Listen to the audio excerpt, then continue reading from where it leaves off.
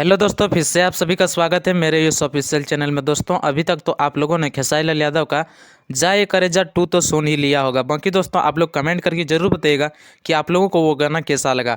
चलिए वीडियो को शुरू करते हैं। दोस्तों ये गाने में सबसे खास बात ये है कि खेसारी लाल यादव का एक अलग लुक दिखाया गया है, जो किसी सैड सॉन्ग में दिखाया जाता था उस तरह का लुक दिखाया गया है। और गुलाब का फूल है वो भी जलते हुए, और उसके पैर में जूते में आग जल रहे हैं। अलग अलग सीन को इसमें दिखाने का प्रयास किया गया। बाकी दोस्तों खेसारी लाल यादव के लिए और एक खुशखबरी की बात यह है कि अब खेसारी लाल यादव का एग्रीमेंट खत्म हो गया है। खेसारी लाल यादव का हर एक कंपनी से गाना आएगा।